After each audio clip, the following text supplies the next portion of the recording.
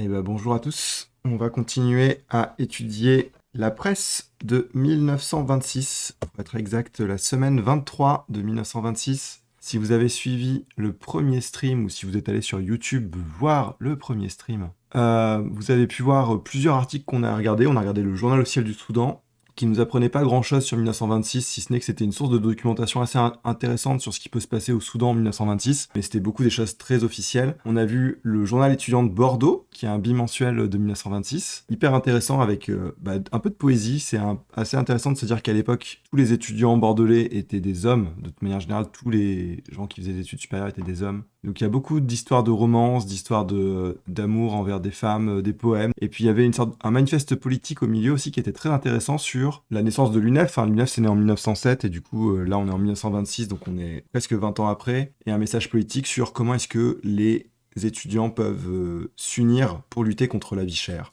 Et enfin, on a regardé les articles de l'Âme gauloise, et là, il y avait plein d'articles intéressants. L'Âme gauloise, c'est un mensuel, non pas du tout, c'est un hebdomadaire qui était complètement pro-gouvernement à l'époque. C'est Aristide Briand, le président du conseil. Il vient de gagner une guerre contre le Maroc, enfin contre le Rif. Et on va aller regarder un peu ce qu'il y avait d'autre comme article cette semaine 23 de 1926 de presse à l'époque. Donc on est reparti sur Gallica. Donc on s'intéresse à la presse et aux magazines. On va aller en 1926. Nous y voilà. On est en juin, la première semaine de juin, donc qui commence le dernier jour de mai jusqu'au dimanche 6. Voilà, donc il y a un écart d'un jour.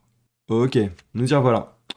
On va peut-être aller regarder l'alerte pour voir les instituteurs et institutrices catholiques d'enseignement public. Pour Femina Gazette, on va y jeter un coup d'œil. L'écho de la Corse et de l'Algérie, organe de défense de tous les intérêts corses et algériens. Hyper intéressant. Jardin et Cottage. Et donc il y en a eu deux. Alors je pense que c'est deux fois le même, numérisé dans deux façons différentes parce qu'ils ont vraiment les mêmes références. Parution tous les mois. Donc on a effectivement des maisons. J'espère qu'il y a des photos. De la pub, de la pub, de la pub. Une villa au Caire. Ah d'accord, on a carrément les plans et tout. Donc c'est vraiment une revue d'architecture intéressante pour les gens qui aiment les beaux dessins d'architectes. Hein, ça c'est très déco ça, si vous voulez faire de la déco. Ok. Ça c'est une photo. Jardin d'Espagne. C'est jardin de Retiro à Madrid, parterre de l'hémicycle. C'est quand même un truc pour voyager à l'époque, hein, parce que quand t'es à Paris et que t'as accès à ces photos-là qui sont en Espagne, c'est pas à côté l'Espagne. On est sur des choses qui n'ont pas beaucoup évolué. Enfin, si, évidemment, il y a plein de choses qui ont évolué en architecture, mais disons que des belles maisons et des beaux jardins, on peut encore en voir aujourd'hui dans des qualités de photos qui sont peut-être meilleures selon Pader et très chelou. Moi, il me fait un peu flipper, voilà, j'avoue. Il ressemble à une sorte d'agglomérat d'insectes. Mais on est pile dans l'époque de l'art déco, hein, donc ça c'est très art déco si ça vous intéresse. Il y a les 100 ans de l'art déco à Paris, je vous le recommande. Très belle expo sur ces verreries et etc. Bon, on va aller regarder l'effort moderne. Ok, c'est une revue d'art. Cubisme vers une conscience plastique, essai de généralisation. Que reste-t-il à faire à l'être humain maintenant que les directions de l'espace lui sont intelligibles et réalisables? Ouais.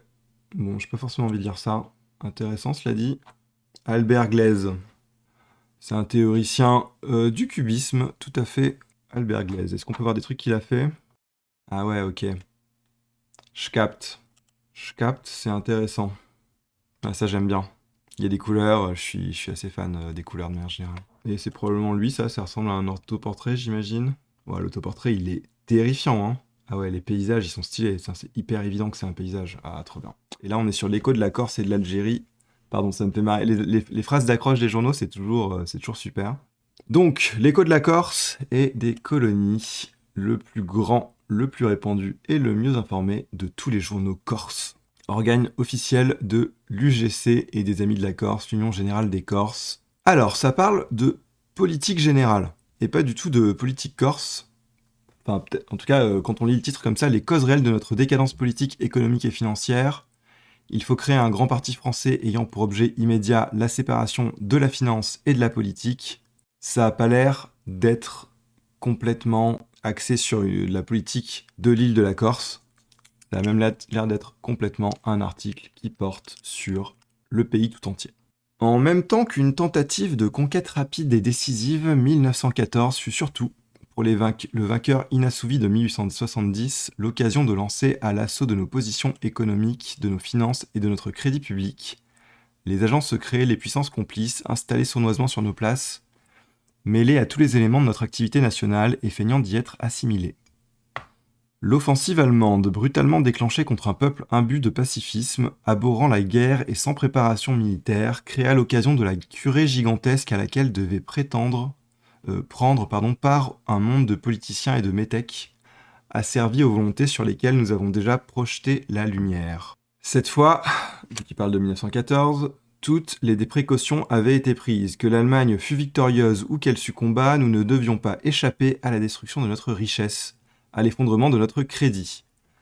On apporta dans l'exécution du plan une méthode, une précision, une continuité de vue que nous n'avons jamais connue dans nos affaires publiques. Et ce trait suffit à prouver clairement que l'opération avait été montée et qu'elle fut conduite par d'habiles conseillers animateurs d'une politique occulte.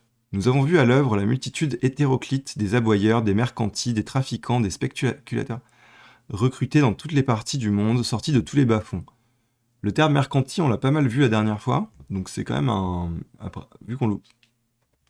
Une fois, c'est marrant, deux fois, c'est qu'a priori, c'est un terme dont l'usage est plus répandu qu'à notre époque, on n'entend plus trop, donc ça veut dire juste un marchand, c'est le mot italien pour marchand.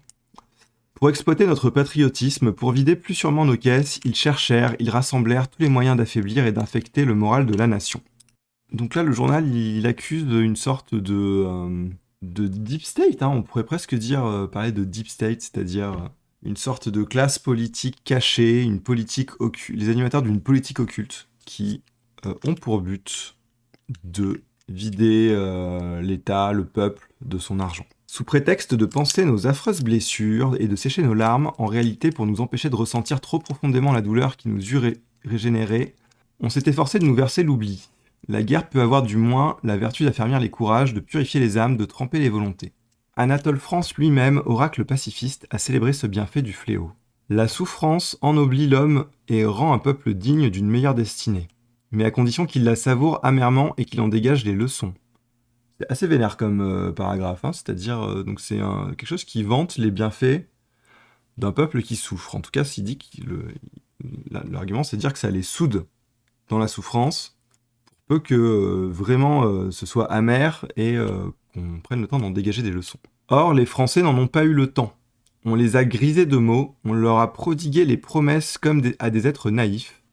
On leur a dit que l'heure de la justice allait sonner bientôt et que le monde entier, témoin de leur héroïsme et de leur sacrifice, aiderait de tout cœur à la restauration de notre patrie. Pour les faire patienter, on leur a offert l'attrait des paradis artificiels. Au plus mauvais jour du directoire, il n'y avait que 118 balles à Paris.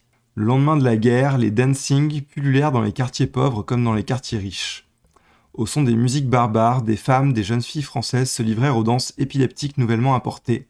Elles tourbillonnèrent éperdument dans cette cohue d'inconnus et d'aventuriers qui recelaient toutes les convoitises, tous les vices et tous les stupres. Elles ne comprirent que plus tard leur imprudence et leur étourderie. À un moment, elles ont pu donner l'impression qu'elles avaient perdu ce goût délicat et ce raffinement inné, cette élégance morale qui caractérise notre race et qui faisait leur charme. Waouh, ça a l'air d'être un super journal. Pas du tout. Bon, en gros, l'argument c'est de dire, à la sortie de la guerre en 1918, il y a des gens qui sont venus passer la pommade au peuple, donc des oracles, des grands parleurs, pour dire vous inquiétez pas, le monde nous adore, ils vont nous donner de l'argent, tout va bien se passer, faites la fête, soyez heureux. Et donc, il n'y a pas eu l'amertume dont il parlait au premier paragraphe. Notamment, son argument, c'est de dire les dancing se sont multipliés et on a commencé à danser des danses qui ne sont même pas des danses françaises.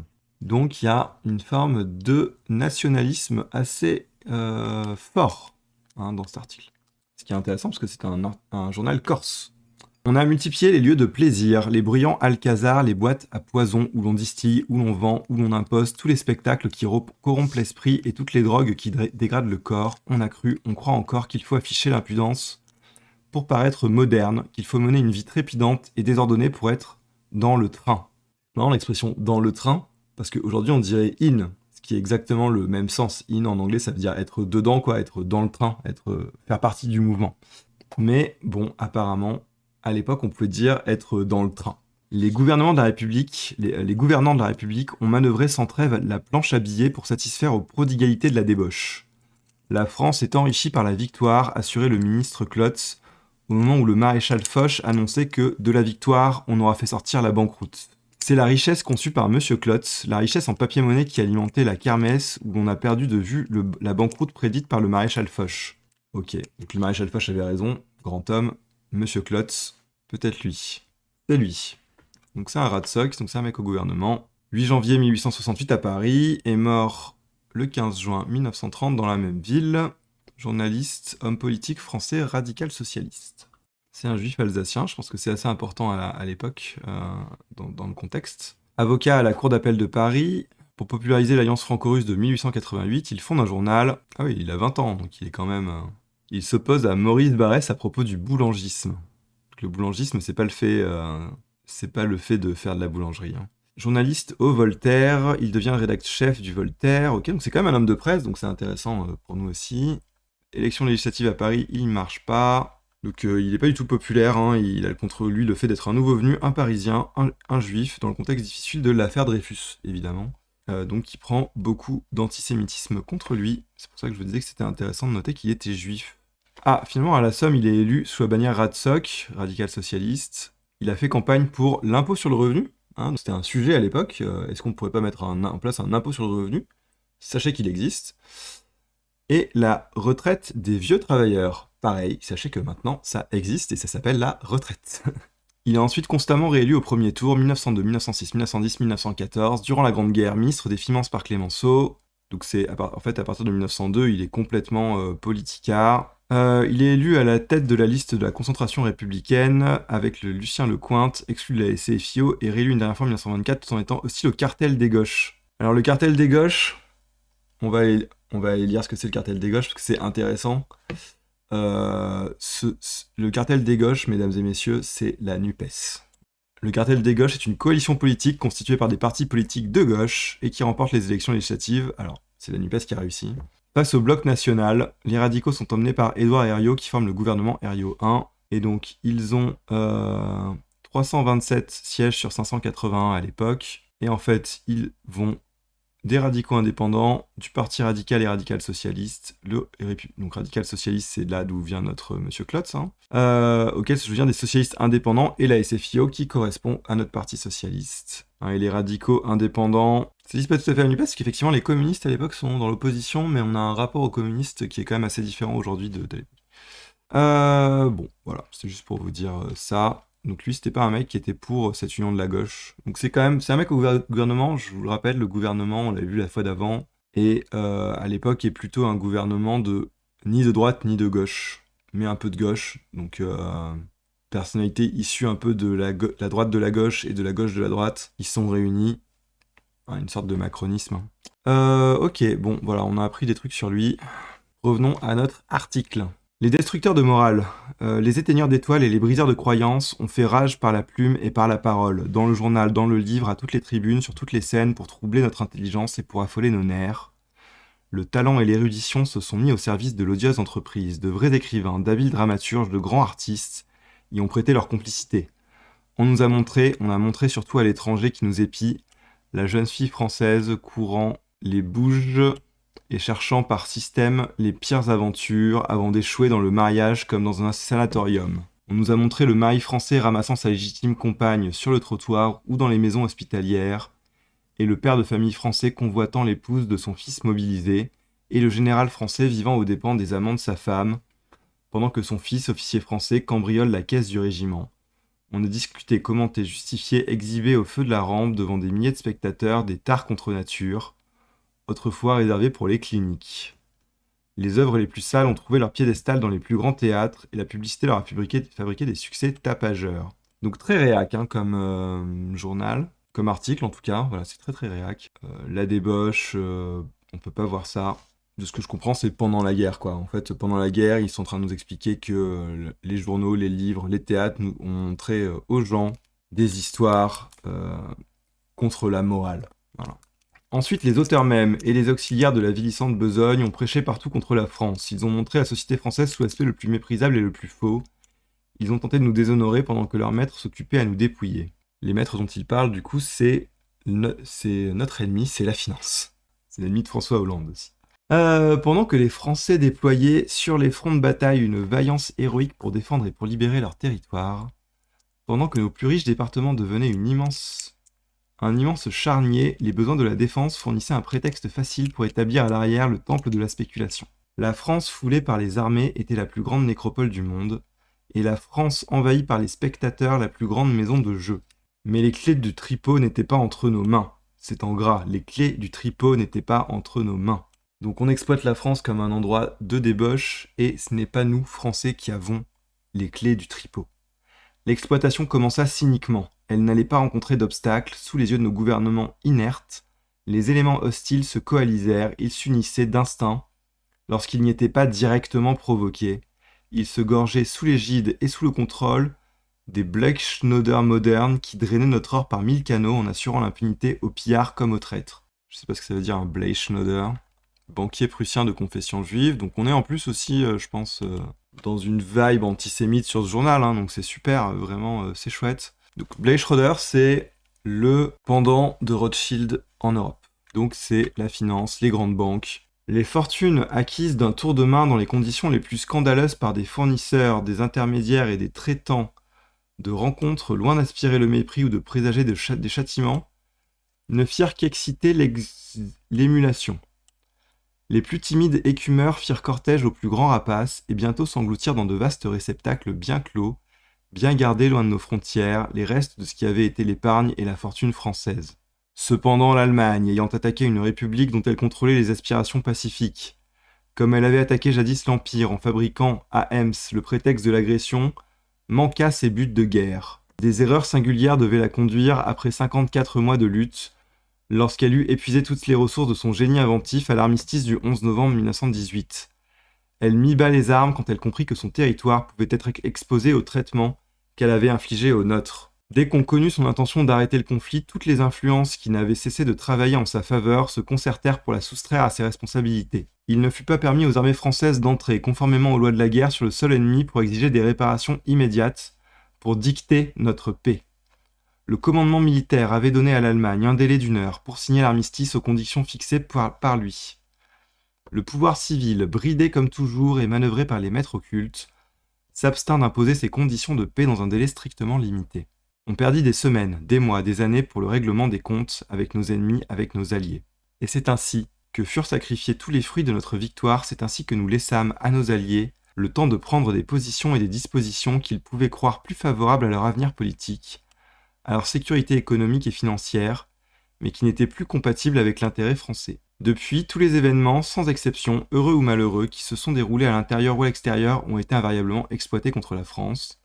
Osera-t-on soutenir que cet enchaînement de faits est uniquement l'œuvre du hasard? Peut-on penser de bonne foi que cette longue infortune n'est qu'une suite de coïncidences? N'y voit-on pas, au contraire, la preuve certaine d'une conspiration que nous avons dénoncée tant de fois? François Coty, Le Figaro. Un article qui vient donc du Figaro, figurez-vous. Donc c'est pas un article écrit pour l'Écho de la Corse qui menace l'existence d'une conspiration sombre qui dirige le pays. Si ça vous rappelle des choses, c'est normal. C'est la life. Hein. Ce discours conspirationniste, il existe toujours. Hein. On le retrouvera peut-être à d'autres années, à d'autres époques. Ok, on se lit un deuxième petit article, alors qu'on a quoi?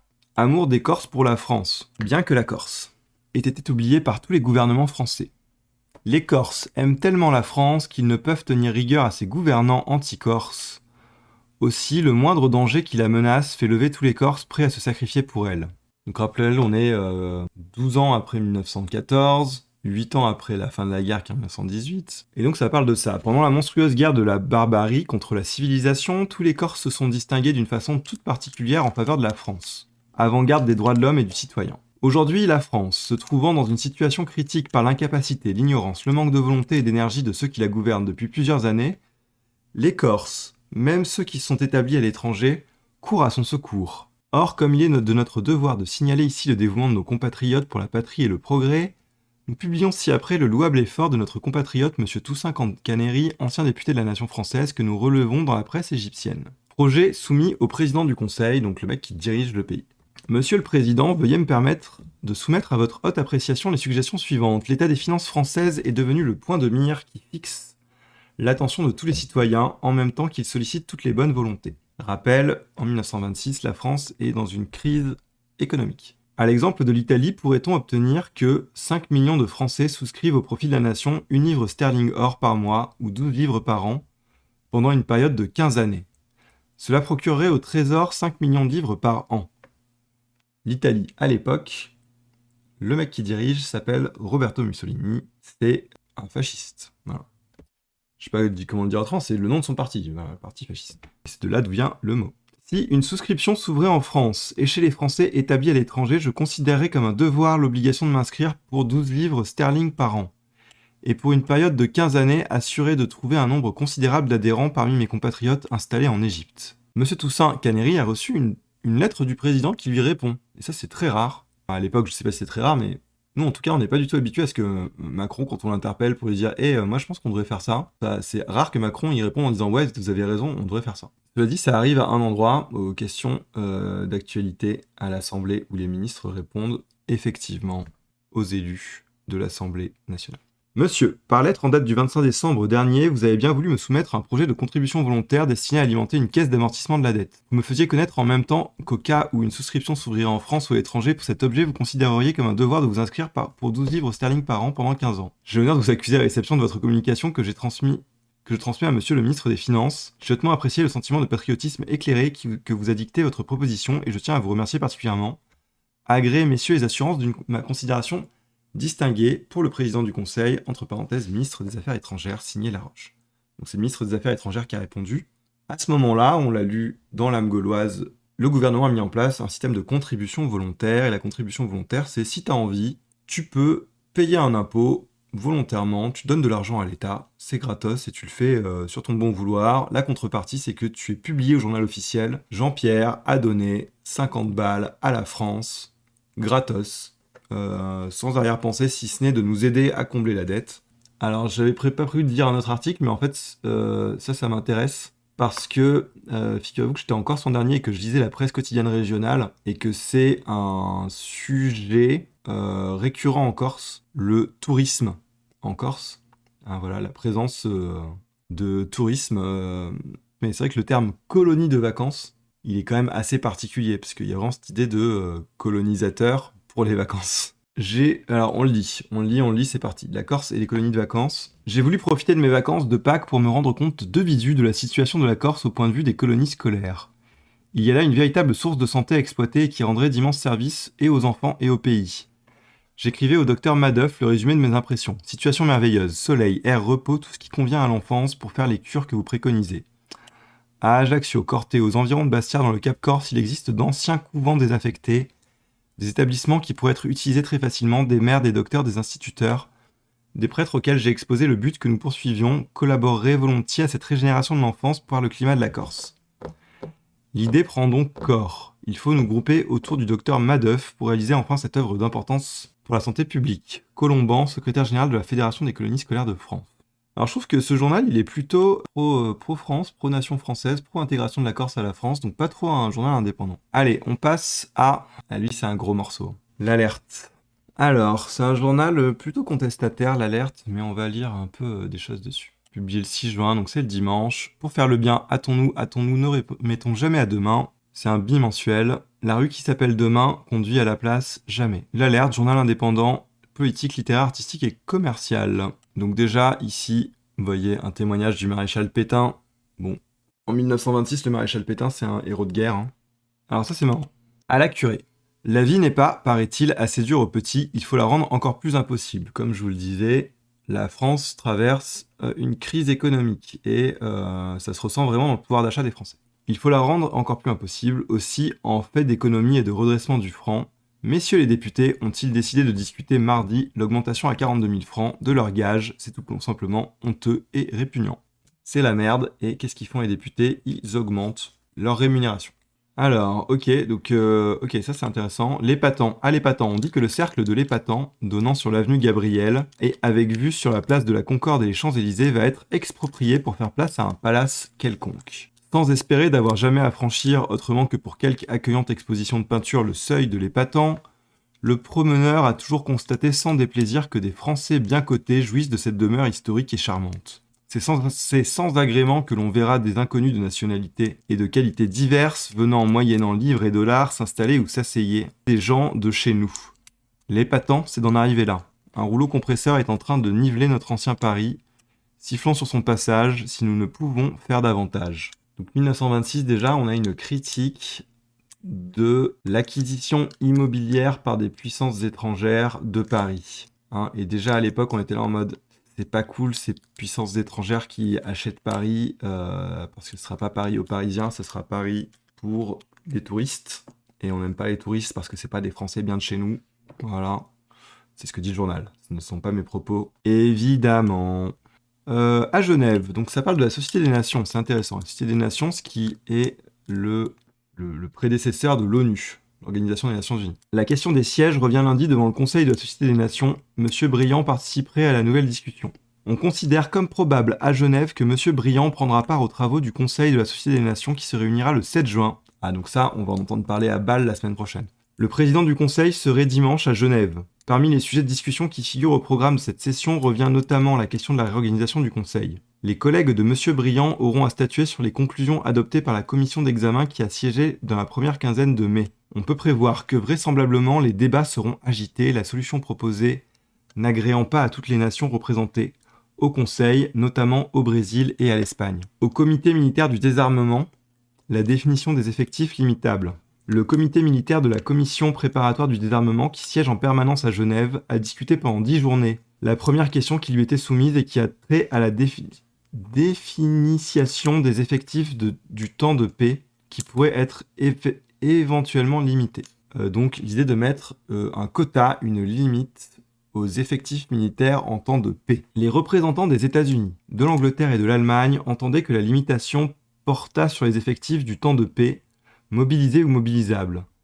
La France, appuyée par l'Italie, le Japon et les représentants de la Petite Entente, soutenait au contraire que seuls les effectifs enrégimentés en temps de paix, y compris les brigades de gendarmerie, les gardes forestiers, etc., à l'exclusion des réserves, peut être considérés comme limitables. Donc c'est intéressant. Donc États-Unis, Angleterre, Allemagne, ils disent on devrait limiter et les militaires actifs et les militaires mobilisables. Militaires mobilisables, c'est tous les gens qui ont fait leur service militaire. Donc tous les hommes adultes qui ont moins d'un certain âge et qui ont fait leur service militaire. Et la France, Italie, Japon, ils disent non, que les militaires actifs, ce qu'on entend aujourd'hui par militaires, quoi, les gendarmes, les militaires de fonction, les gardes forestiers. C'est la thèse française qui l'a emporté. L'Allemagne, l'Angleterre et les États-Unis se sont abstenus au moment du vote. Cette décision met au moins provisoirement à l'abri de toute atteinte l'organisation militaire des pays qui possèdent la conscription. Ce qui s'est passé.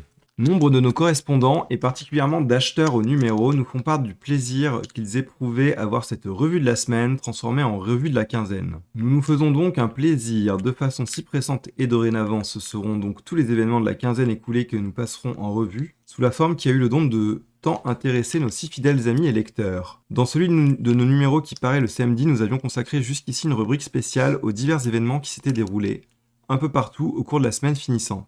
Alors des trucs qui se sont passés cette semaine en France. Inauguration à Nogent-sur-Marne d'une statue à la mémoire d'Eugène Etienne. Au Collège de France, célébration du jubilé de Charles Richer.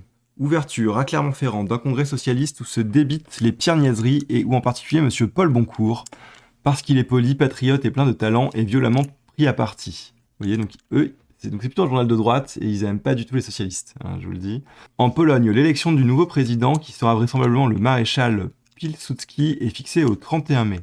Monsieur Doumergue se rend à Metz, où il assiste au banquet de clôture du Congrès national des mutilés.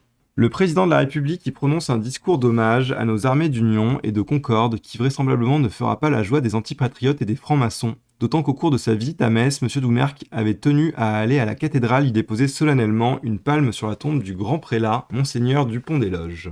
Traqué sur son propre territoire par ses anciens fidèles exaspérés de ses menaces et de ses cruautés, Abdelkrim fait des propositions de paix. Le Conseil des ministres, pour une fois bien avisé, décide de ne pas se laisser intimider par cette manœuvre et de continuer nos opérations militaires si habilement conduites. Devant cette décision, Abdelkrim se rend enfin et pour échapper à ses anciens partisans, se réfugie dans nos lignes où il est accueilli comme un ennemi ayant fait preuve de qualité militaire. Donc c'est la fin de la guerre du Rif, Abdelkrim s'est rendu à la France. Avec une audacieuse ténacité, le capitaine Pelletier d'Oisy s'envole à nouveau pour Tokyo. Tokyo écrit avec un i. Mais cette fois par la Sibérie et Pékin. Mais à Varsovie, il brise son appareil. Donc un mec qui essaie de faire un vol jusqu'à Tokyo. Bon, il n'a pas réussi. Le maréchal Pétain et le général Bouchu sont cités à l'ordre de l'armée. Le maréchal Lyautey, à qui, en réalité, revient tout l'honneur de nos succès au Maroc, adressa à de Rouen, où il présidait les fêtes en l'honneur de Jeanne d'Arc, ses félicitations au général Bouchu et ses vaillantes troupes. Alors vous voyez, ce culte de Jeanne d'Arc, il est présent en 1926 aussi, c'est pas une nouveauté. Dans un communiqué sensationnel et après des tergiversations qui lui avaient valu de nos sévères mais légitimes critiques, Monsieur Briand, pensant enfin au salut financier du pays, se décide enfin à rompre avec l'équipe cartéliste et communiste pour assurer la sauvegarde du franc. Dieu veuille que sa volonté ne fléchisse plus devant les assauts qu'il va subir de la part des francs-maçons et des sans-patries. Donc les francs-maçons, je pense que du coup, il parle des francs-maçons, mais je pense que j'ai l'impression, en le lisant ce truc-là, peut-être que je me trompe, je suis pas historien et voilà, je découvre ces endroits, mais en le lisant comme ça, j'ai l'impression qu'il a l'air de dire que les cartélistes, donc les gens qui font l'union de la gauche à l'époque, il les accuse un peu d'être des francs-maçons, d'être dirigés par les francs-maçons. Et les communistes, qui se revendiquent de l'international, il les appelle les sans-patries, puisque l'international sauvera le genre humain. Donc on est sur le truc de la quinzaine, donc en fait c'est marrant, parce que ça a un peu évolué au fur et à mesure. Monsieur Cavillon-Madère est élu sénateur de la Somme, et Monsieur Salles, libéral conseiller général du Rhône. À Taza, l'aventurier Abdelkrim fait sa soumission définitive et officielle au général Bouchu. Vous voyez, donc on a l'évolution des facts. On avait le fact avant où il se rend, et là, soumission définitive et officielle au général Bouchu.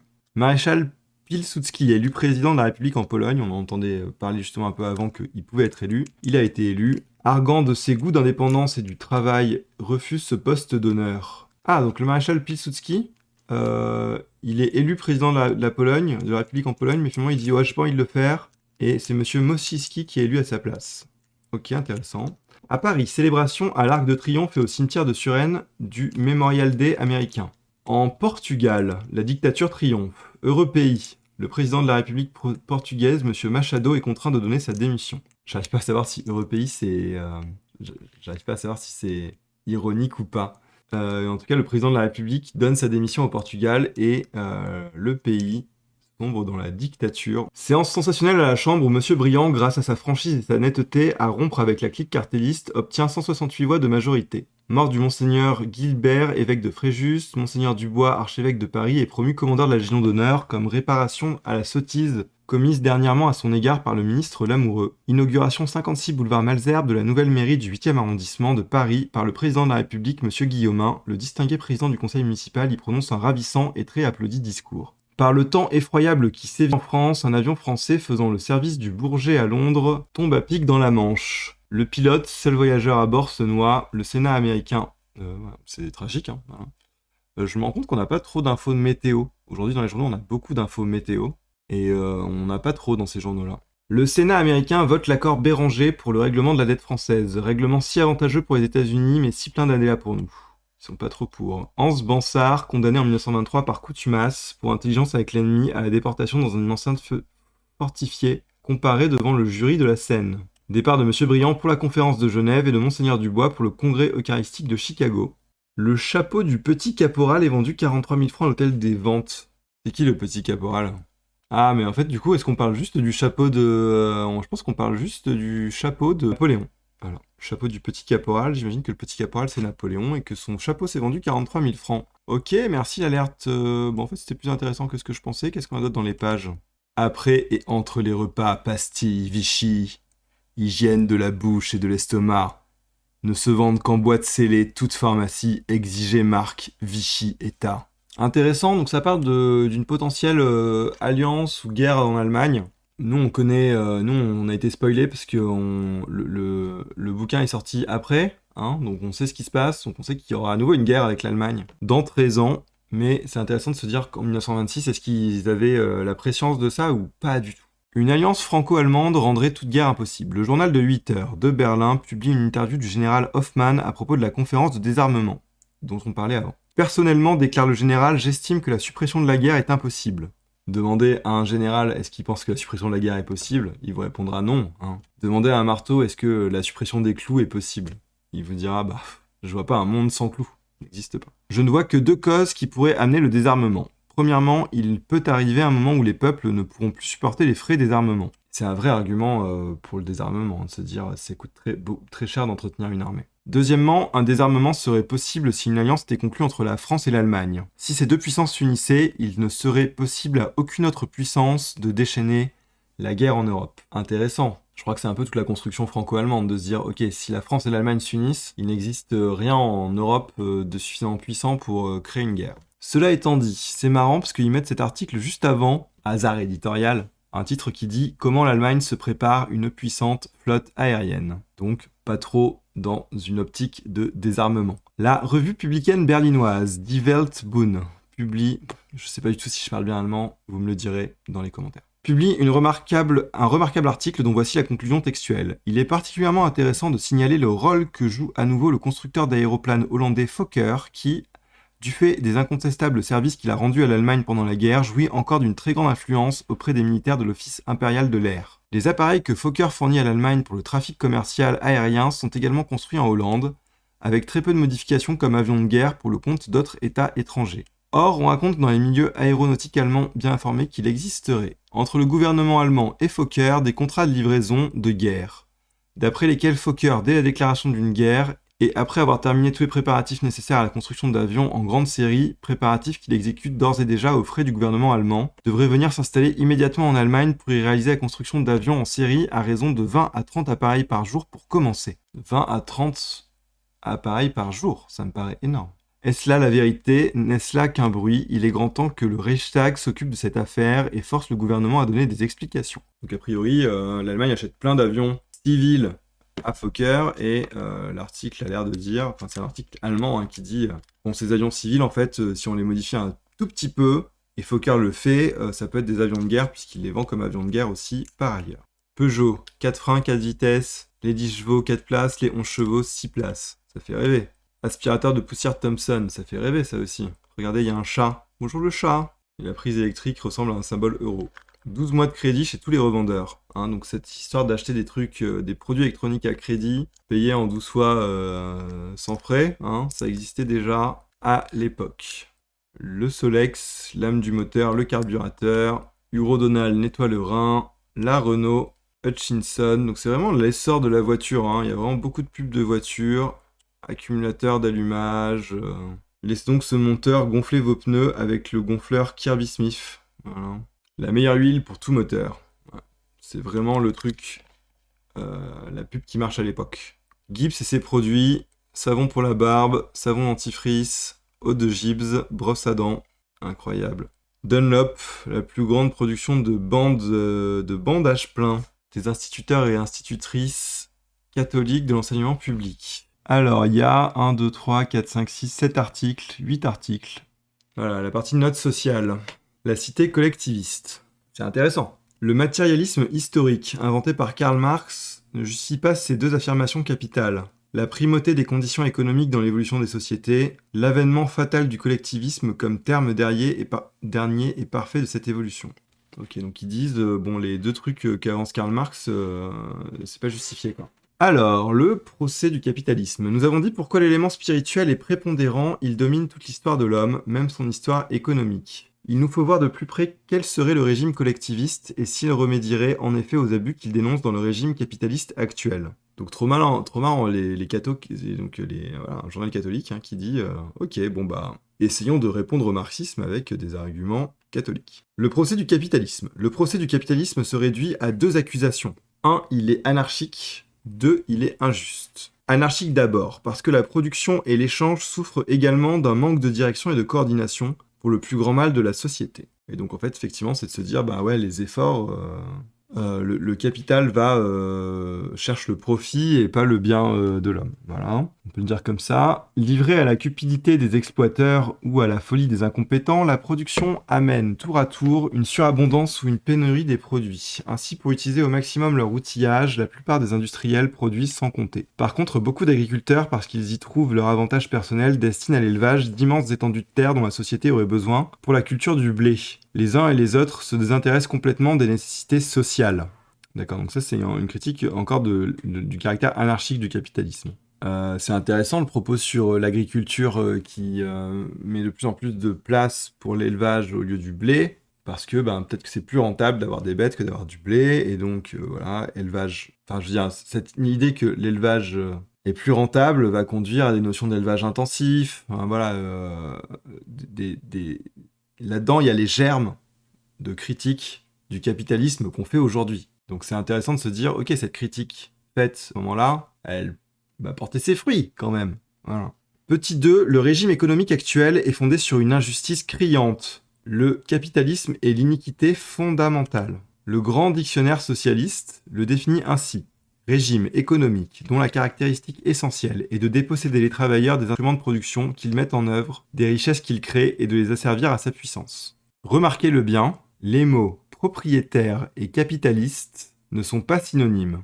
Le propriétaire, alors ça c'est hyper intéressant comme nuance. Le propriétaire qui met en œuvre lui-même les instruments de travail qu'il possède n'est pas un capitaliste. Seul est appelé capitaliste celui qui, avec ses instruments de travail, emploie des salariés. Voilà, je trouve ça intéressant comme distinction. Que le capitaliste, c'est celui qui exploite des salariés pour faire... non.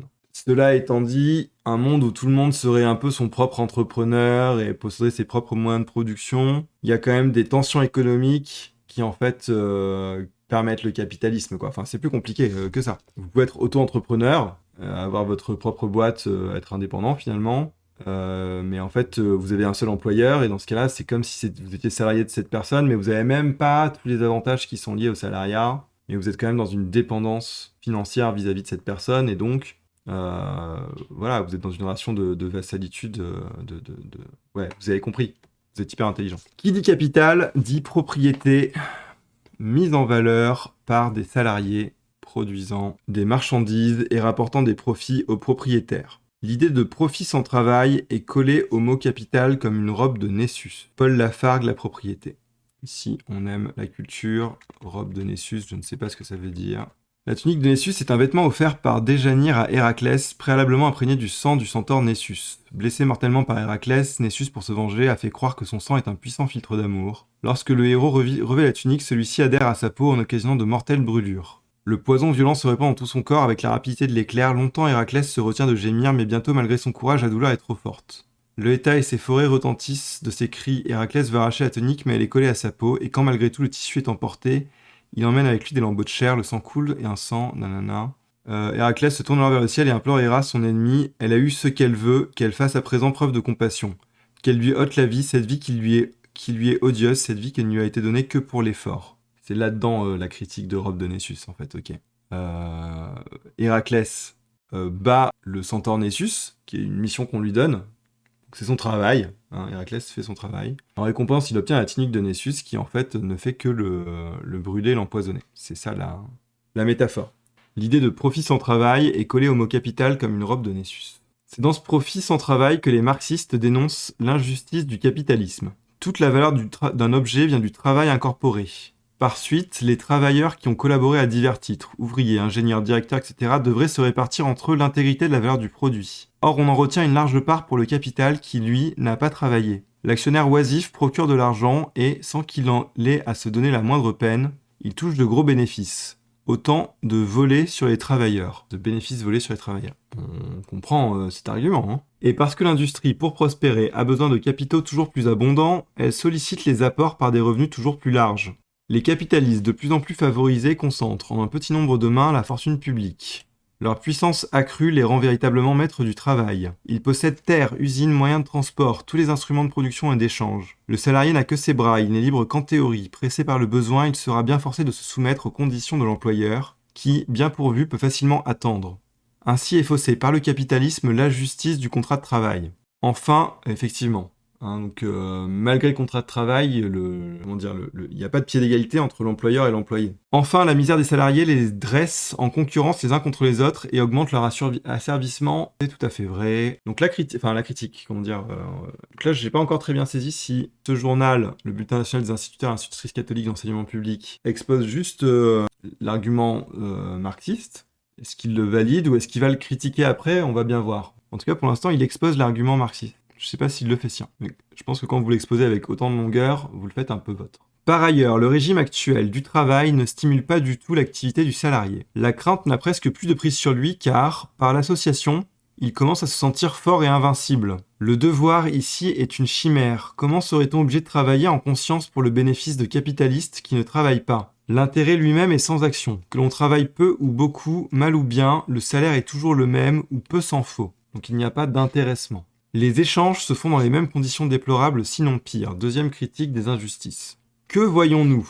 Une nuée d'intermédiaires, c'est-à-dire de parasites, commerçants, courtiers, représentants de commerce, gens de bourse. Ce serait déjà un assez grand mal que toutes ces forces perdues pour la production. Mais leur nocivité est positive, où ils se dévorent entre eux dans une concurrence effrénée et au prix d'une réclame très coûteuse que paieront évidemment les clients, où ils se coalisent entre eux contre le public et par la spéculation élèvent à un taux inique les denrées les plus nécessaires. En tout cas, ils prélèvent des bénéfices en disproportion énorme avec les services qu'ils rendent. En 1926, on comprenait déjà très bien tout ça, hein. C'est fou quand même. Troisième critique de l'injustice, le résultat social de cette anarchie, c'est la pléthore, sur le marché, des objets inutiles ou nuisibles, et le déficit des articles de première nécessité. Beaucoup de luxe, beaucoup d'alcool, beaucoup de pornographie, peu de vêtements, peu de pain. Souvent aussi, le capital reçoit une plus-value importante du fait de circonstances fortuites qu'il n'a pas créées. Un mouvement de population, par exemple, décuple la valeur des terrains à proximité d'une ville. Ou bien encore, les produits agricoles d'une région augmentent subitement de prix parce que la région voisine a été ravagée par la grêle, etc. Cette plus-value devrait aller non aux capitalistes qui ne l'a pas produite, mais à la collectivité, à la société. Nous retrouvons partout l'injuste bénéfice du capital infécond. Et bien en fait, ils sont plutôt d'accord. Donc ça, c'était leur grand 1. Grand 2, la cité collectiviste. Réformons tout cela au plus tôt. Plot twist, on est 100 ans plus tard, ça n'a pas été fait. Rétablissons la justice par la suppression du capitalisme. La propriété individuelle subsistera, mais seulement pour les biens de consommation. Il sera permis d'en faire des réserves pour soi et sa famille, et de les transmettre même par héritage, mais non de les employer à produire d'autres richesses. Tous les moyens de production feront retour à la collectivité, c'est-à-dire non pas aux corporations, c'est important ça, non pas aux communes, car les oppositions et les luttes d'intérêts subsisteraient, mais à la plus grande collectivité, l'État, en attendant le jour rêvé où on pourra les attribuer à l'humanité, groupée en une immense fédération. Dès lors, plus de capitalisme, plus de salariat, ou plutôt tous devenant des salariés de l'État, et il n'y aura plus d'exploitation de l'homme par l'homme. Et pourtant, le capital, indispensable au progrès de la civilisation, subsistera et s'accroîtra. Des prélèvements se feront par l'État sur les fruits du travail, pour les besoins généraux de la société, pour l'accroissement du capital lui-même, et cela rien que de légitime, puisque par l'intermédiaire de la collectivité, tous sans exception en profitent, le bien social et la propriété indivise de tous les citoyens. Deuxièmement, contrairement à l'anarchie actuelle, l'économie du collectivisme sera unitaire. C'est la collectivité qui produit, mais avec méthode, sur des plans sagement établis et comme infaillibles. La statistique en sera l'âme. C'est pas la première fois, on le voyait aussi dans le bulletin de l'UNICEF là, qu'on avait lu dans Bordeaux étudiant, à quel point cette gauche collectiviste croyait en la puissance de la statistique. Ça, c'est une vision que je trouve intéressante parce que j'ai pas l'impression qu'elle existe encore aujourd'hui. En tout cas, pas en ces termes. Parce qu'aujourd'hui, on a des données, on a de la statistique. Alors forcément, les gens de gauche s'en revendiquent. Mais ça n'a pas été la solution miracle non plus. La statistique en sera l'âme. Elle déterminera d'une manière précise l'état du marché mondial, l'offre et la demande, des désirs même de l'immense clientèle, et par suite, elle proportionnera exactement la production aux besoins. Aucun gaspillage, aucun manque. Donc c'est vraiment une idée un peu idéalisée de la statistique, comme quoi elle serait objective. Le nombre, la statistique, serait quelque chose d'objectif. Maintenant qu'on a des statistiques, on sait qu'un nombre n'est pas objectif, il dépend de la manière dont on le calcule, et donc il est orienté. L'objectivité de la statistique n'est pas... on ne peut pas décorréler le chiffre de la manière dont il a été produit. Par ailleurs, tous seront contraints de travailler pour vivre, puisque le capital individuel sera supprimé ou ne subsistera que dans des proportions infimes. Nul ne pouvant faire travailler les autres à son profit, chacun devra pourvoir par le travail à sa subsistance. Et là, on retrouve des valeurs catholiques, je pense. L'État collectiviste disposera ainsi toutes les forces vives. Il exclut le parasitisme et l'oisiveté. Alors, du coup, on est plutôt dans les valeurs chrétiennes catho. À lui maintenant d'employer ses forces au mieux de l'intérêt général. Il y réussira d'autant mieux qu'il trouvera auprès des travailleurs une collaboration toute spontanée. Là, il y a une citation qui vient de la grande encyclopédie Collectivisme. On est en droit de compter pour la juste distribution des forces productives entre les différentes branches de la production sur l'action jusqu'ici insignifiante d'une force nouvelle, la vocation. Les rapports de la distribution réglés sur la justice et toute différence outrageante entre les divers ordres d'activité cessant, la diversité inspirée des aptitudes non contrariées par des considérations de situation et d'argent pourra librement se donner carrière et réaliser presque d'elle-même l'équilibre nécessaire entre les différents groupes de production. L'économie centralisatrice, unitaire, autoritaire au premier abord, en réalité sera plus favorable au travail libre, au travail agréable et à la vocation. Donc vraiment cette idée de vocation, encore une fois, qui était assez présente dans ce que disait Gatineau, là, le mec de l'UNICEF dans Bordeaux étudiant. C'était pas intéressant économiquement d'avoir plusieurs vocations dans sa vie, qu'il fallait, une fois qu'on avait été formé à quelque chose, le temps qui nous restait, c'était plus intéressant économiquement de le passer à faire cette chose-là plutôt que de se reformer 3, 4, 5 fois à des nouveaux boulots. La société actuelle est plutôt dans un sens différent, quoi. Le bel idéal. Donc, on est en train de lire le bulletin national des instituteurs et institutrices catholiques de l'enseignement public et ils ont fait un article, donc qui est un mensuel qui est publié le 1er juin. Et ils ont fait un article sur la cité collectiviste, donc une sorte d'idéal socialiste ou communiste basé sur Marx, et comment est-ce que la religion s'inscrit dedans. Voilà. Donc c'est une grosse critique du capitalisme, c'est intéressant. Le bel idéal, aujourd'hui sous le régime capitaliste, c'est l'universelle jalousie, l'ardente concurrence.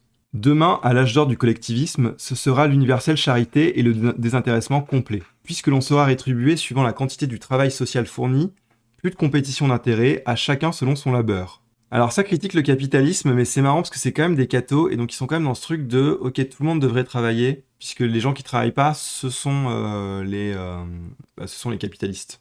Donc il y a ce truc un peu de « ouais, faut quand même souffrir ». C'est très une conception capitaliste, mais il faut un peu souffrir pour donner sa part à la société, la souffrance, le travail étant une part de la souffrance. Voilà. Puisque tout travail est une délégation sociale, il est partout également digne.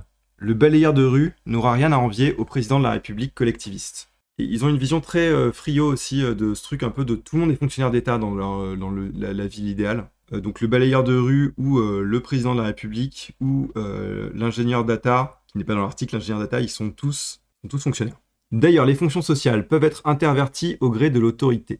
Le balayeur peut se voir délégué à la présidence et le président au balayage des rues. Alors l'amour-propre n'a pas le plus petit coin où aller se nicher. Ô bienheureux temps. Nous devrons dire des échanges ce que nous avons dit de la production. Il passe aux mains de la collectivité.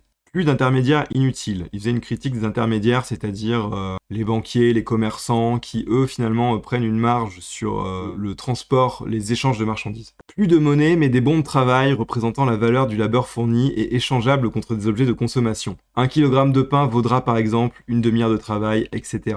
Alors ça c'est hyper intéressant, il y a toute une société parallèle qui travaille sur, depuis longtemps, j'avais rejoint un peu des cercles comme ça à une époque, travaille sur une monnaie alternative qui s'appelle le temps, une monnaie basée sur le temps, il y a un article Wikipédia sur le sujet. Ah, et c'est plus vieux que ce que je pensais, mais en fait, je sais que ça existe en France, il y a des assos qui essaient de faire ça. Monnaie alternative ou un système d'échange et l'unité de compte est leur personne ou une unité de temps équivalente, c'est-à-dire si tu passes 1 heure à t'occuper d'un chat, et ben ça équivaut à 1 heure à échanger des trucs en bourse. Parce que finalement, 1 heure de temps pour quelqu'un, c'est 1 heure de temps pour quelqu'un, c'est un invariant de la life. Même si ça peut être critiquable parce qu'on n'a pas tous la même espérance de vie.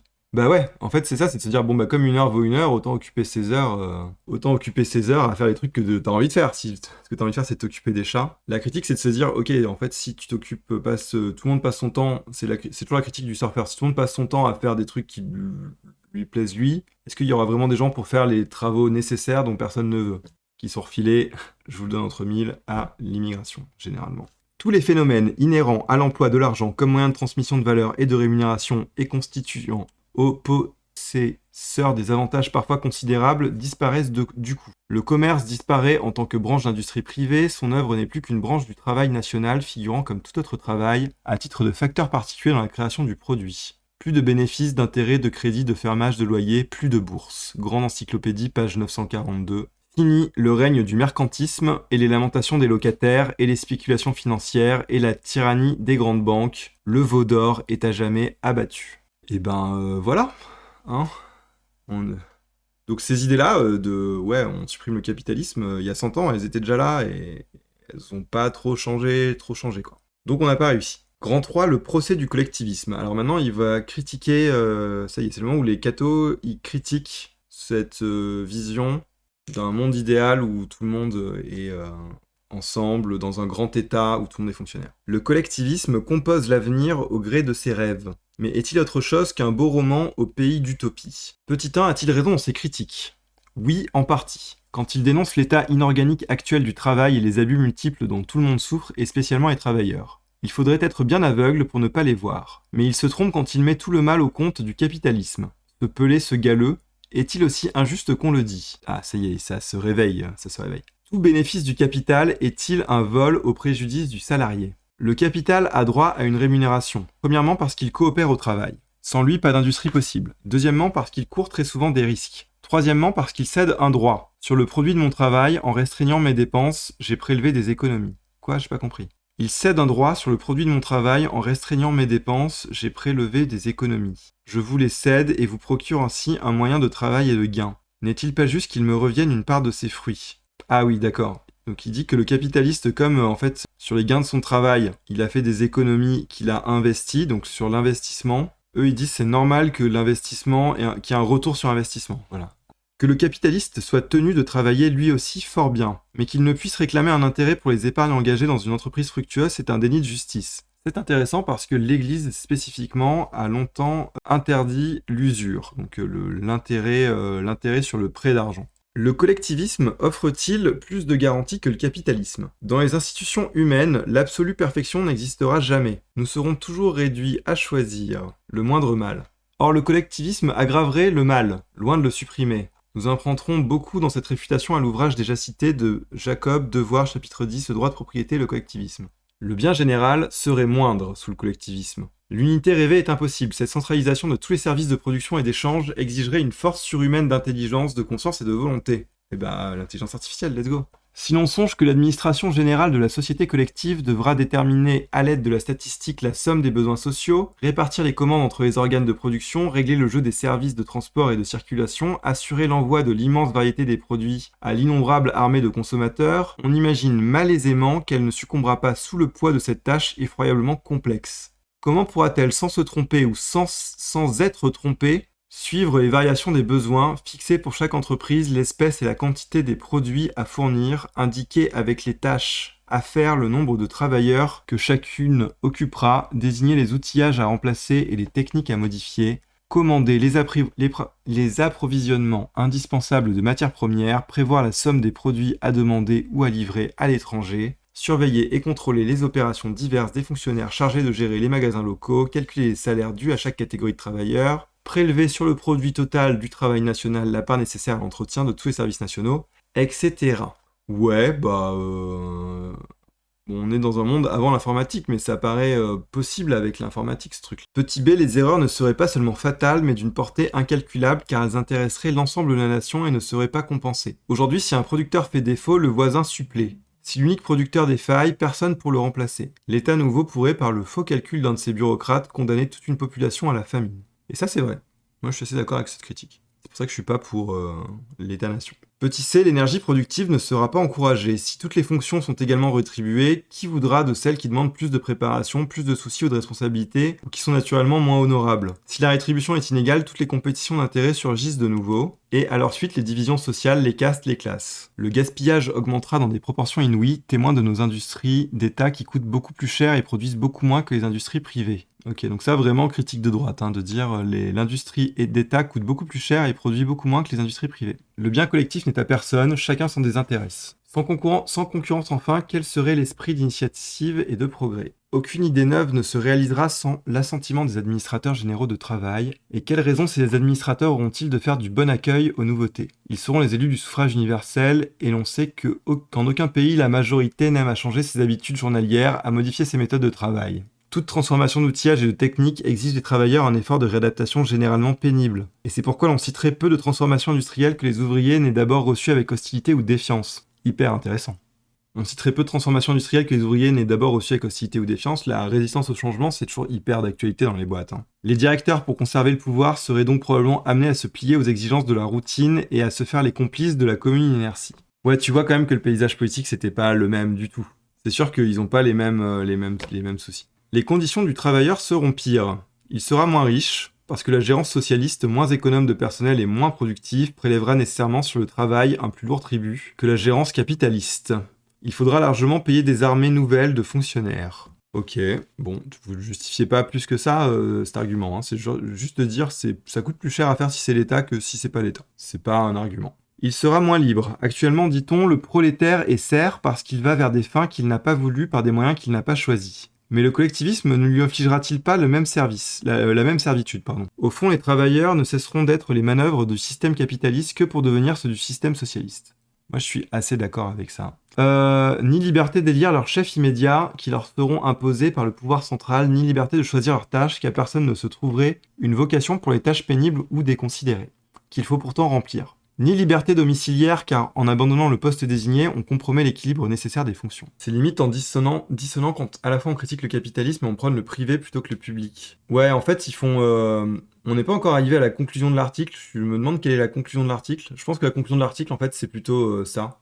Ils ont plutôt fait une première partie où ils disent voici les arguments de la critique du capitalisme. Et ils ont été assez fidèles dans la critique, même si je pense que j'ai pas forcément toutes les armes et toute la doc pour me rendre compte s'ils ont pas fait des simplifications. Et ensuite, maintenant, ils sont dans une deuxième partie en disant maintenant critiquons la société collective vue par Marx. Enfin, pas forcément par Marx, mais l'idée de société collective. Et donc en fait, pour l'instant, ils sont un peu dans une thèse-antithèse, et il n'y a pas encore de synthèse très claire.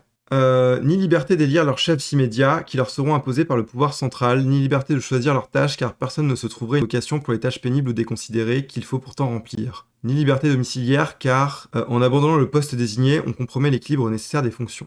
Les abus de l'autorité seront-ils moins à craindre parce qu'elle sera plus centralisée, plus forte, plus autonome, j'imagine. Y a-t-il une sphère quelconque où l'exercice de la puissance ne s'accompagne pas d'une volonté de puissance toujours prête à se transformer en volonté de domination et d'oppression? Si les administrateurs sont passionnés et injustes, de quelle puissance ne disposeront-ils pas pour le mal? La liberté plus haute qui donne tout son prix à la vie subsisterait-elle? La société collectiviste s'interdirait-elle même de régenter tyranniquement les intelligences et les consciences? Élus de la majorité, les administrateurs du travail respecteront-ils chez les vaincus de la minorité les courants d'opinion ou les croyances qui iraient à l'encontre de leur propre manière de voir ou de faire? Qui a entendu dans les réunions publiques ces phrases menaçantes? Écrasons l'adversaire, désarmons les ennemis de la vérité et de la justice, les esprits libres ont seul droit à la liberté. C'est très bien que les formules de l'intolérance et du despotisme n'ont pas l'impopularité qu'elles méritent. Les collectivistes font donc un acte de foi contestable dans le libéralisme de masse. Le collectivisme, généreux peut-être dans son principe, est un idéalisme que le bon sens... Donc ça c'est la conclusion. Le collectivisme, généreux peut-être dans son principe, est un idéalisme que le bon sens ne modère pas. Il est chimérique et malfaisant, il veut libérer mais il asservit. Le matérialisme amène nécessairement après lui le despotisme. Est-ce que ce sont là de notre part des conclusions arbitraires? Les collectivistes pouvaient le prétendre quand leur système restait confiné dans les brumes d'un idéal lointain. Mais il vient naguère de se poser dans la réalité. La révolution russe en a donné la fidèle image, et il est plus horrible encore qu'on ne l'aurait imaginé. Nous le verrons à l'œuvre et la jugerons par ses fruits. Ok, donc déjà en 1926, on savait que c'était pas joli, sympa en Russie. Le Femina Gazette, on va aller regarder un peu ce que raconte le Femina, qui est un journal qui existe toujours. Hein. Je pense que c'est vraiment juste un journal de cinéma à l'époque. Voilà, donc ça parle d'un documentaire, L'insaisissable robinet. Comédie burlesque en 3 parties. Un fameux lapin, comédie comique en 2 parties. L'heure du danger, grande comédie dramatique en 5 parties. Nazimova, la célèbre vedette. Personne aujourd'hui n'oserait s'appeler Nazimova. De l'heure du danger. Manuela Serrao est veuve d'un pêcheur portugais.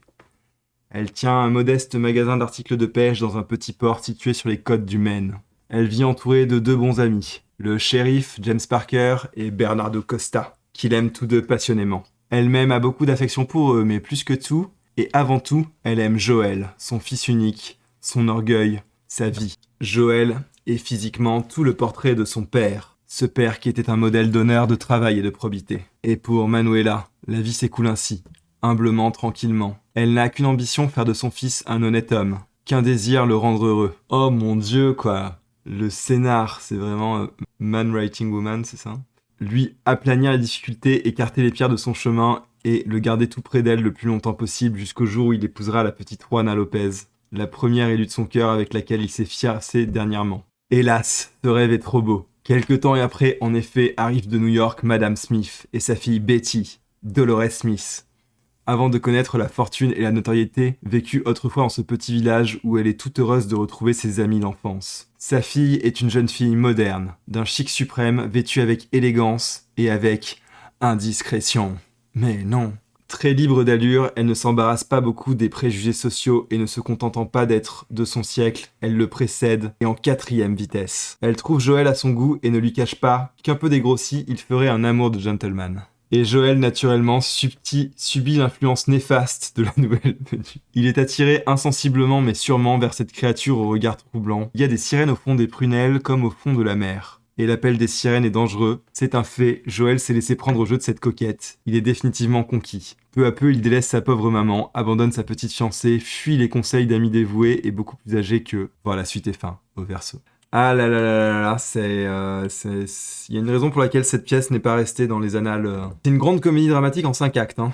Oh wow, attends, c'est des blagues de 1926. Alors, dans le bureau du directeur, le ténor fait son entrée sensationnelle et avec un terrible accent s'écrie « Dites, patron ». Quoi, mon ami, je vous propose une devinette, je t'en prie. Savez-vous combien je gagne à Toulon pour chanter la Tosca et par soirée un patron? Alors le patron, qui prévoit une réponse énorme, retire d'abord un 0, dit-il. Ok, bon pourquoi pas? Enfin voilà, il faut trouver des blagues quoi. Savez-vous combien je gagnais à Toulon pour chanter la Tosca et par soirée un patron? Alors le patron qui prévoit une réponse énorme, je pense que c'est le ténor qui répond « retire d'abord un 0, dit-il ». Ah non, ok, d'accord, c'est genre le ténor, il vient voir son patron pour lui dire « Eh, vous saviez, avant, je gagnais vachement d'argent. » Et le patron, il dit « Ouais, avant de me dire combien tu gagnais, mec, retire un 0 parce que je sais que tu vas m'enfumer, quoi. » Je pense que c'est ça, le truc. Ok, autre blague. Il y en a peut-être une bien. Cette petite femme a débuté il y a quelques jours dans un cabaret Montmartois. Elle avait quelques mots à dire, dont « Zut ».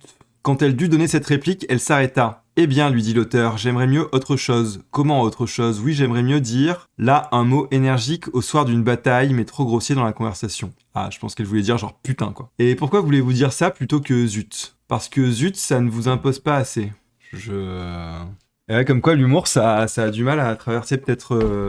ça a peut-être du mal à traverser l'histoire, quoi. Hein. Douglas Fairbanks a vu Mussolini et voilà ce qu'il en a dit. C'est l'homme le plus extraordinaire qu'on puisse voir, je ne suis pas très impressionnable, mais vraiment c'est un homme qui m'a profondément troublé. On a dit qu'il était malade, il est au contraire en parfait état physique, et je vous assure que je m'y connais en bonne santé. C'est l'homme du monde que je connaisse qui ressemble le plus à notre Roosevelt, que j'ai fréquenté jadis. Si le prince de Galles était un homme d'action, il devrait faire en Angleterre ce que Mussolini fait en Italie. Conseil politique à part, le portrait esquissé par Douglas est intéressant. C'est pas des blagues en fait, c'est juste des facts nuls. Ok, je ne sais pas quoi dire. Il y a une femme en Angleterre qui dort depuis 8 mois. Elle a été prise de ce profond sommeil depuis le jour où elle a entendu à la TSF un morceau de musique dont d'ailleurs on ne sait pas le nom. Tous les efforts faits pour la réveiller ont été vains, les médecins jugeant inutile toute nouvelle tentative, attendant patiemment son réveil. Mais quelle musique lui fut jouée avant qu'elle ne s'endormit? Cette question-là intéresse vivement ceux qui ont des insomnies. Ah, que la TSF pourrait rendre des services si on savait s'en servir. La réhabilitation de l'âne. On ne saurait le nier, l'âne a une mauvaise réputation. Être traité d'âne est toujours humiliant. Même dans une réunion publique et contradictoire. Pour tout le monde, ce quadrupède représente la bêtise et l'entêtement. Il est pourtant quelqu'un qui ne partage pas l'opinion générale, et ce quelqu'un, c'est Montabel. Est-ce amour du paradoxe? Est-ce hommage à la vérité? Le fait est que l'habile metteur en scène de la Metro-Goldwyn porte sur Maître Aliboron un jugement plus flatteur. Je range les ânes, affirme-t-il, parmi les bêtes les plus intelligentes que j'ai connues. J'ai eu à me servir d'eux dans le torrent. Ils ne m'ont jamais causé d'embarras, je n'en dirai pas autant des lions qui me paraissent susceptibles et abusent volontiers de leur force, ni des oies qui manquent de docilité et sont un peu répondeuses. Hot take sur les oies, on déteste les oies ici. Ils n'ont pas non plus la nervosité du cheval. Ajouterais-je que l'âne me semble être un grand philosophe, il n'est pas beau, il le sait. Quoi? Et peut-être plaint-il les hommes qui ne jugent de lui que sur l'apparence. Il supporte comme un stoïque les coups, même immérités. Au secours. Il est maître de lui, ce qui fait qu'il sait obéir avec justesse et non avec servilité. Ouais, bon. Ok, Femina, c'est pas ouf, hein. Ça, on va le regarder pour le lol, hein. Ouh, et dites donc, ils sont jolis, les dessins. En plus, c'est en couleur. On ne peut guère parler du mois de juin sans songer aux belles réunions mondaines, aux grandes réunions sportives et sans imaginer les roses et les femmes montrant plus de fraîcheur et d'éclat. Fleurs et femmes, ok. Super. Et moi j'aime bien les dessins de mode. C'est assez marrant. Puis en vrai, si les gens s'habillaient comme ça à l'époque, c'était quand même... les gens avaient un peu du style, quoi. Ouais, j'ai une canne juste pour le look. Et alors? Tu crois que c'est des vêtements de femmes, ça c'est pas des vêtements de mecs? Ouais, non, c'est des vêtements de meufs, t'as raison. Elles ont des boucles d'oreilles. Meufs peut-être. Regarde ce truc, c'est tellement des vêtements de Jojo Pose, quoi, c'est fou quand même. Il y avait un truc intéressant avec écrit Réagissons mesdames, mais on a que la moitié de la page, à moins que ce soit une double page. Non, mais on va aller voir autre chose. Alors le Nouvelliste d'Alsace, ça c'est intéressant parce que c'est un quotidien et on n'en a pas beaucoup des quotidiens, donc on va les regarder un par un, en commençant par celui-là, celui du 31, donc de lundi 1926, 31 mai. Donc eux, ils sortent des trucs tous les jours. La question Riffen est un fer rouge qui tombe dans l'eau, il y a encore quelques bouillonnements, laissez faire le temps et tout se calmera, disait Pacha El Bagadi. Donc Abdelkrim, ça il a perdu. Donc on en parle, la grève du charbon dans les mines de la Grande-Bretagne, la politique financière exposée dans un communiqué du gouvernement. Alors mouvement révolutionnaire en Portugal, ça m'intéressait tout à l'heure, j'ai juste lu en brève. Et apparemment c'est Salvador, c'est ça? C'est la dictature qui s'installe au Portugal, c'est cette semaine. Le gouvernement portugais est impuissant à étouffer la mutinerie. 2 régiments venant de l'un de Braga à l'autre d'Evora marchent sur Lisbonne. Les troupes gouvernementales n'ont pu être envoyées à la rencontre des mutins, la compagnie des chemins de fer ayant refusé de les transporter. Ah oui, donc même les chemins de fer, ils sont là en mode et les gars, on affirme que l'école d'infanterie des environs de Lisbonne dispose de mitrailleuses lourdes et attend de l'artillerie. Le comité révolutionnaire distribue une proclamation dans laquelle il affirme que le mouvement est républicain, pardon, et qu'il n'a aucun caractère militaire, que la République appartient à tous les républicains sérieux. Alors, révolution portugaise, parce que moi je connais pas ce truc-là. Dictature salazariste. Salazar, il est arrivé qu'en 1932 au Portugal. Donc c'est pas lui. Qu'est-ce que je peux taper pour trouver ça? Histoire du Portugal? Ah ouais, coup d'état du 28 mai 1926, donc c'est hyper récent, et c'est le général Gomes da Costa qui met fin à la République. Ce geste est d'abord un mouvement de révolte contre la corruption et la dégradation de la vie politique. Mot associé au parlementarisme, il n'est pourtant pas étranger aux idéologies fascistes venues d'Italie, d'Espagne et des associations catholiques. Ainsi, le régime hésite longtemps sur la voie à suivre. Les monarchistes espèrent un moment de retour du roi avant que celui-ci ne meure. Ok. Ok, donc là c'est vraiment gouvernement militaire au Portugal. Et ça vient d'arriver, quoi. Il y a eu un cyclone en Yougoslavie. Et après on ose nous dire qu'il n'y a plus de saison. 24 personnes tuées. La foudre tombe sur un puits de pétrole. Waouh, ça a l'air effrayant comme nouvelle. La foudre est tombée sur un puits de pétrole à Septine, produisant journalement 100 wagons de pétrole qu'elle incendia. Des mesures sont prises pour empêcher le sinistre de s'étendre sur la région pétrolifère voisine. Le retour de M. Henri Berger, M. Henri Béranger, retour d'Amérique, est arrivé hier après-midi à Paris. Il avait fait en débarquant au Havre la déclaration suivante au journalisme. Ah oui, ok. C'était vraiment un diplomate qui est parti un peu faire les accords sur la rétribution aux Américains suite à la Première Guerre mondiale. Ok, les nouvelles d'Alsace lundi. Alors les nouvelles d'Alsace maintenant mardi. Ça galère. Ah ouais, je peux le changer ici en vrai. Scandale hongrois. Il se passe quoi en Hongrie? Le comte Bethlen, président du Conseil de Budapest, est sur le point de se rendre à Genève pour défendre devant la Société des Nations les intérêts de la Hongrie. Oui, bah ça va. Le Conseil de la Société des Nations s'occupera en effet de la cessation du contrôle des finances hongroises par le haut-commissaire qui la représente, contrôle qui jusqu'à présent a contribué excellemment au redressement financier en Hongrie. Il tarde au gouvernement du comte Bethlen de se soustraire au plus tôt à la tutelle des hommes de Genève pour pouvoir reprendre toute son indépendance par rapport aux autres États européens. Le Conseil de la Société des Nations ne pourra manquer d'accueillir le président du ministère hongrois avec méfiance car le scandale des faux billets de la Banque de France fabriqués à Budapest par le prince de Windischgrätz a trouvé des complicités non douteuses dans le gouvernement hongrois et pose celui-ci par suite du non moins scandaleux procès dans une situation délicate devant l'Europe entière. Alors on fait des faux billets. Il sera donc bien difficile de libérer de tout contrôle financier une nation qui, avec la complicité des autorités politiques et administratives, a fait preuve d'immoralité publique en les engravant le droit international. La fabrication des billets de la Banque de France fut un crime sans excuse. La manière dont fut conduite l'instruction a donné l'impression qu'on voulait cacher la vérité. Enfin, le verdict rendu par le tribunal de Budapest est non seulement contre toute injustice, mais ne donnant aucune satisfaction à notre honneur. Ouais, bon, ok, d'accord. Il a fait des faux billets français, on n'est pas content. Ah, le gouvernement est résolu d'affronter les cartellistes. Les cartellistes, c'est la NUPES. C'est la NUPES, mais en 1924. C'est une union des gauches pour récupérer le Parlement, et ils ont réussi, contrairement à la NUPES. C'est demain que doit avoir lieu l'assaut cartelliste contre le gouvernement. Une interpellation de M. Hulin, radical socialiste obstinément cartelliste, sont les raisons qui ont provoqué le communiqué officiel de samedi soir, où le gouvernement invitait des politiciens à se taire, servira d'occasion au débat. M. Briand fera une déclaration brève mais ferme. Il s'opposera, comme il l'a fait jeudi, à ce qu'un débat à tendance politique s'institue sur la situation financière au moment où le franc doit être défendu sérieusement sur le marché et où des imprudences de langage, des polémiques et menaces de parti Des disputes parlementaires risqueraient de tout perdre et de précipiter le franc dans une irrémédiable crise. Hyper intéressant, donc Aristide Briand, qui est président du Conseil, donc l'équivalent du Premier ministre / président, enfin, à ce moment-là, le président de la République, je crois que c'est Doumergue, mais c'est plus un rôle... c'est Aristide Briand qui contrôle le pays, quoi. J'aime bien cet argument de dire... Enfin, je l'aime bien. Je trouve marrant de dire... Et franchement, les hommes politiques, arrêtez de produire du discours, du chaos, du débat et tout sur des choses, parce que là, on a vraiment besoin d'être unis en tant que pays pour que tout fonctionne bien. Et en fait, c'est vraiment profondément une idée macroniste. Je trouve ça très marrant. Il y a beaucoup de similitudes avec le macronisme dans le gouvernement d'Aristide Briand. D'après les renseignements que nous venons de recueillir dans les couloirs de la Chambre, le gouvernement gagnera demain la partie. Il aura pour lui en effet non seulement les voix qui l'ont soutenu jeudi, c'est-à-dire celles de la droite, du centre et d'une partie des radicaux, mais aussi celles de certains nombres de radicaux repentis qui ont été gagnés cet après-midi dans les couloirs ou qui le seront demain matin à la réunion de groupe. On s'attend ainsi à une majorité supérieure aux 111 voix de jeudi, qui serait un succès. De toute façon, malgré l'agitation cartéliste qui prend pour excuse la constitution du comité d'experts, en raison des banquiers qui en font partie, le cabinet semble à l'abri d'une surprise. Ok, bon. C'est quoi en fait la proposition? C'est d'avoir un comité d'experts financiers. Ok, bon, je comprends pas. Ça a l'air d'être un truc dont on se fout un peu en fait. Crise du charbon en Angleterre. Le commandant Kabakada constitue un nouveau gouvernement. Donc ça c'est toujours à Lisbonne. On dément officiellement les bruits selon lesquels le gouvernement de l'URSS serait disposé à consentir des versements annuels de 40 millions de francs pour les dettes russes en France. Ok. L'URSS elle a dit « Ouais, je paierai pas mes dettes ». Dit Louis vite. Mort de monsieur Eugène Leroux.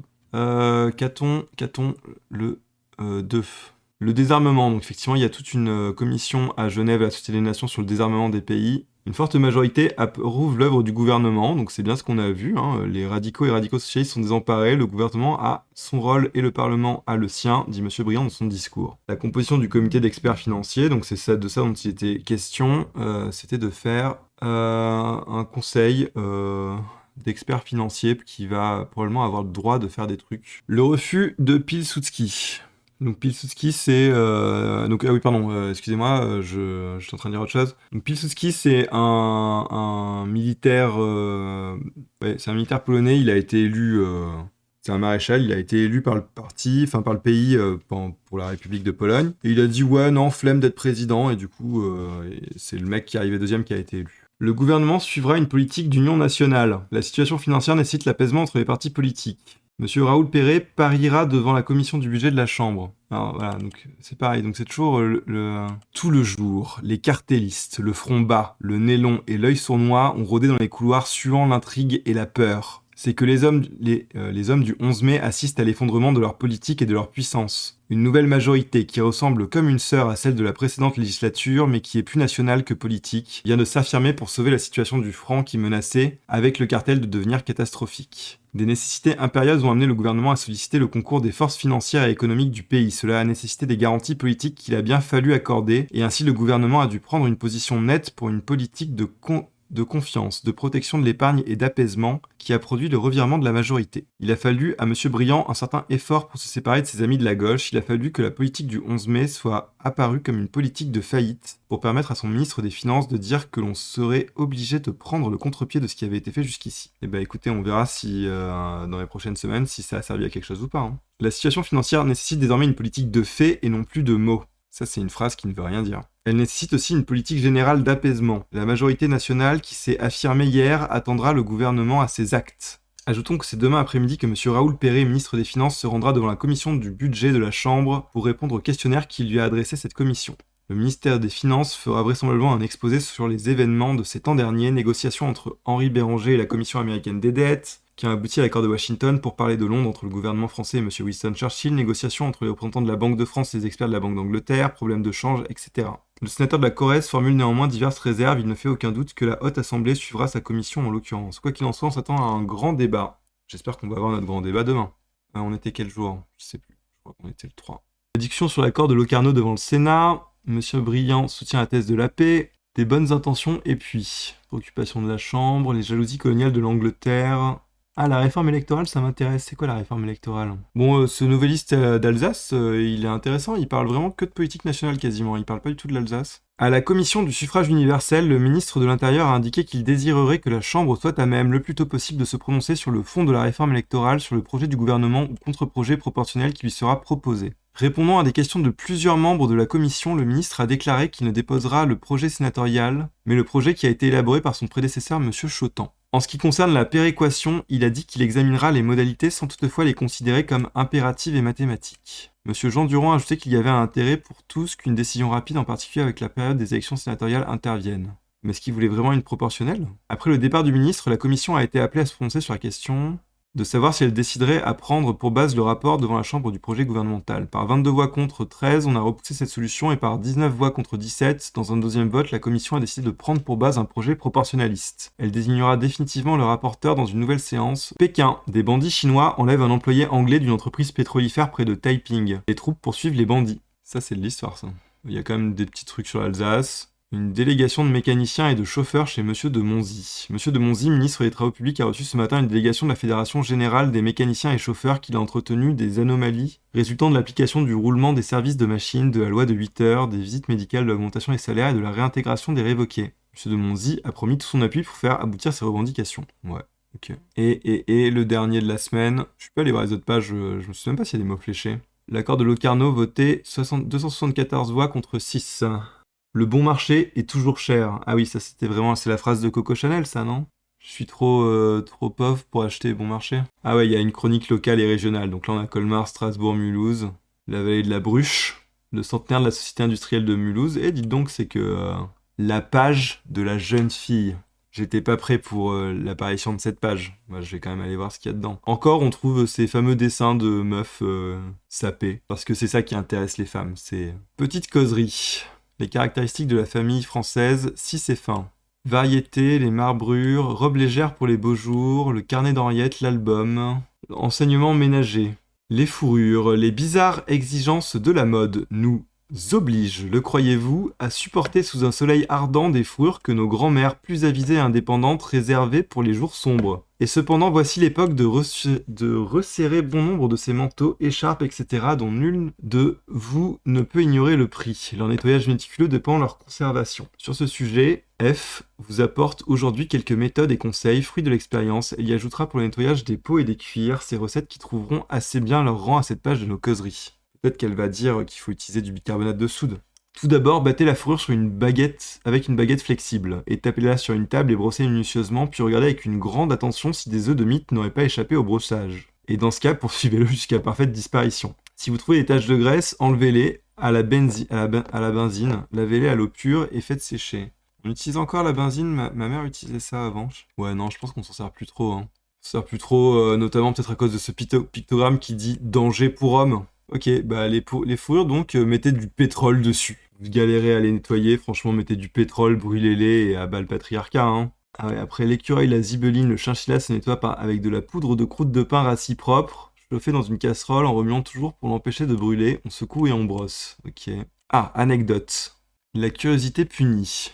La scène se passe en chemin de fer. Dans le compartiment, une dame seule. Oh my god. Un monsieur monte ensuite. Oh my god. Le train s'ébranle. Le voyageur parcourt son journal, mais est bientôt distrait de sa lecture par la singulière attitude de la voyageuse. Celle-ci, en effet, sort à chaque instant une petite fiole de son sac et la porte rapidement à ses lèvres. Cet exercice se poursuit jusqu'au premier arrêt. Là, histoire de se dégourdir les jambes et d'acheter quelques illustrés, la dame descend. Très curieux par nature et fort gourmet par tempérament, le voyageur s'élance, ouvre le sac laissé par la dame pour marquer son coin. Près du couloir, s'empare fiévreusement du précieux flacon et le porte à sa bouche. Saveur bizarre, conclut-il, mais c'est qui ce type? Après avoir avalé quelques gorgées du liquide. Puis il replace la petite fiole dans le sac. La dame remonte, le train se remet en marche. Comme la voyageuse reprit son manège, le monsieur n'y tient plus. « Madame, s'écrie-t-il, excusez ma hardiesse et mon indiscrétion, mais de grâce, dites-moi donc, s'il vous plaît, ce que vous buvez de si bon. »« Mais je ne bois pas, répond très simplement la dame. » Et un peu confuse, elle ajoute à mi-voix tout en baissant légèrement les yeux. « Ce sont des glaires que je dépose. » C'est horrible. La chute est horrible.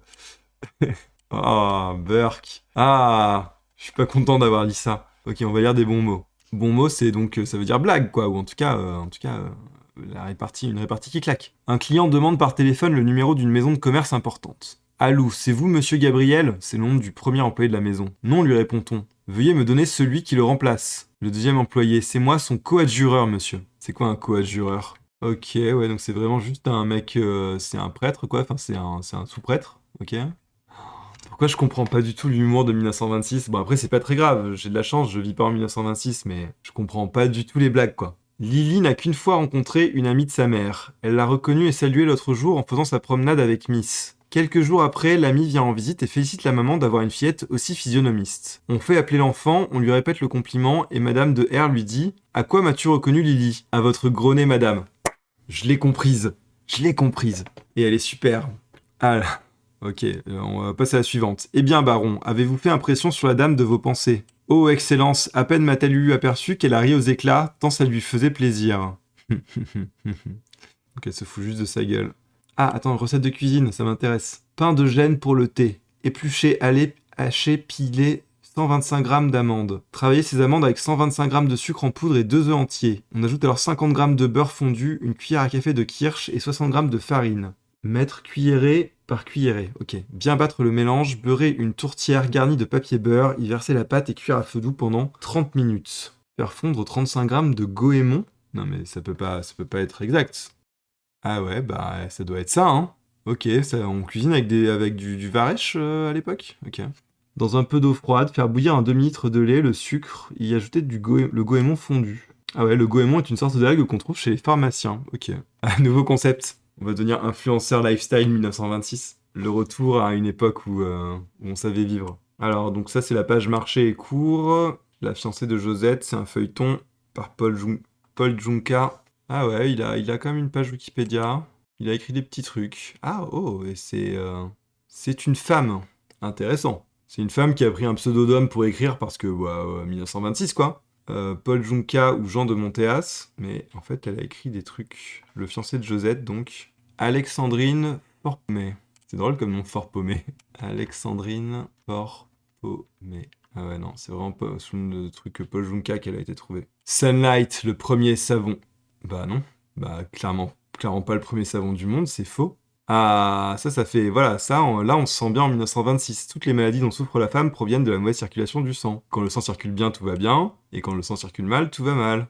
Et seule la jouvence de l'abbé Souris peut remplir ces conditions parce qu'elle est composée de plantes sans aucun poison ni produit chimique. Parce qu'elle purifie le sang, rétablit les circulations et décongestionne les organes. Les mères de famille font prendre à leur fillette la jouvence de l'abbé Souris pour leur assurer une bonne formation. Bien exiger la véritable jouvence de l'abbé Souris qui doit porter le portrait de l'abbé Souris et la signature de Monseigneur Dumontier en rouge. Ça existe toujours la jouvence de l'abbé Souris, c'est vrai? Mais non.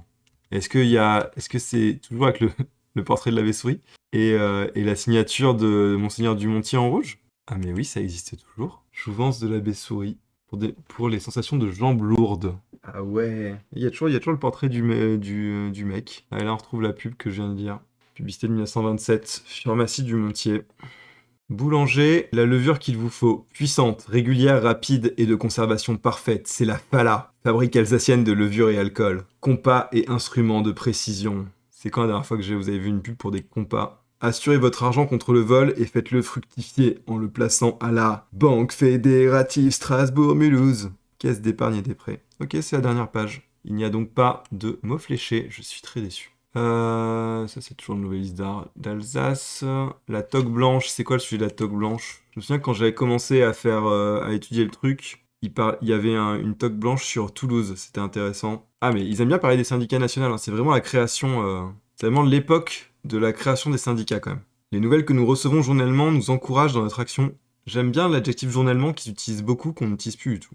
On dit quotidiennement maintenant. Nos collègues de province s'aperçoivent qu'il y a quelque chose de changé, mais cela ne suffit pas toujours. Il nous paraît donc nécessaire de montrer à l'ensemble des collègues de province qui nous ignorent ou qui ne jugent pas utile notre action l'absolue nécessité de celle-ci et leur signaler le tort qu'ils se font à eux-mêmes en ne s'y associant pas. Nos camarades de Paris en commencent à se rendre compte de l'intérêt que présente pour eux la constitution d'une organisation syndicale solide de chefs de cuisine. Il n'y a que cette forme de groupement qui puisse défendre efficacement leurs intérêts moraux et matériels.